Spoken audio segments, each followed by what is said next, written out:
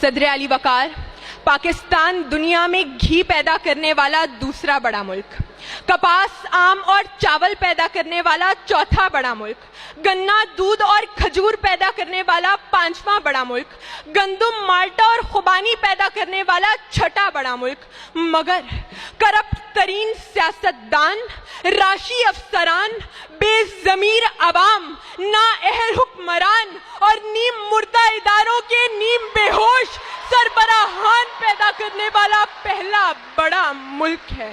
اس کے باوجود علی وقار زندہ ہیں اب تک، ڈھیٹ جو ہیں۔ اے میرے دیس کے لوگوں، شکایت کیوں نہیں کرتے؟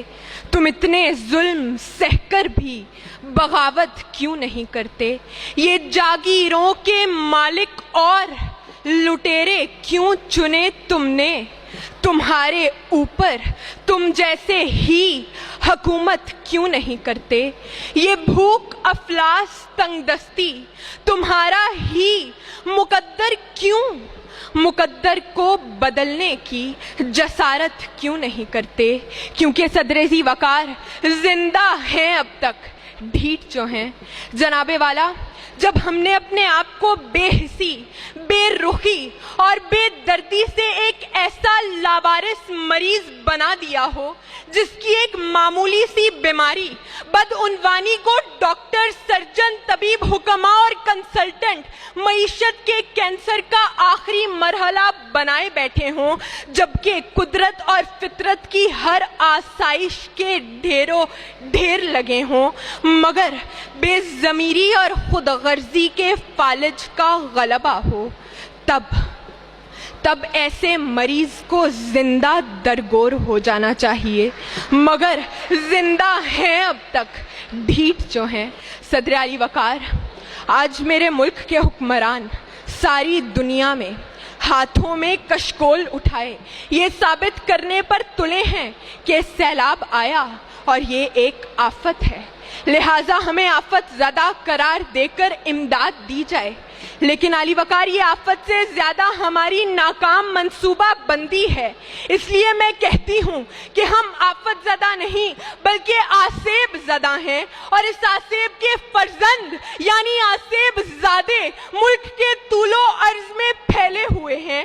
کوئی آسیب زادہ ڈاکٹر کے روپ میں مسیحائی کے عوض ہمیں نگلتا ہے تو کوئی آسیب زادہ تعلیم کے نام پر جعلی ڈگریاں بیچتا ہے، کوئی آسیب زادہ ہر کھانے کی شے میں ملاوٹ کرتا ہے تو کوئی ہم کو ہی کھاتا ہے، کوئی آسیب زادہ سیاست کی کرسی پر برا جمان ہے تو کوئی قانون اور انصاف کی دھجیاں بکھیرتا ہے، مگر ہم چپ ہیں، خاموش ہیں، تعلیم یافتہ ہو کر بھی گونگے اور بہرے ہیں، کیونکہ ہر لے کر دسترس پا کر چھلکتے لفظ آنکھوں سے نہ پڑھ پاؤ تو جاہل ہو۔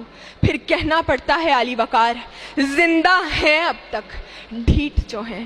صدر علی وقار، مجھے سمجھ نہیں آتا کہ آج سے 75 سال پہلے ایسا کیا جادو کیا گیا تھا کہ لوگ اپنے گھر بار چھوڑ کر، اپنے کاروبار چھوڑ کر، یہاں تک کہ اپنی ماؤں، بہنوں اور بیٹیوں کو عصمت دری کے خوف سے خود ملک الموت کے حوالے کر کے اپنے آپ کو، اپنے پیاروں کو، اپنے راج دلاروں کو خون میں نہلا کر یہاں لینے کیا آئے تھے؟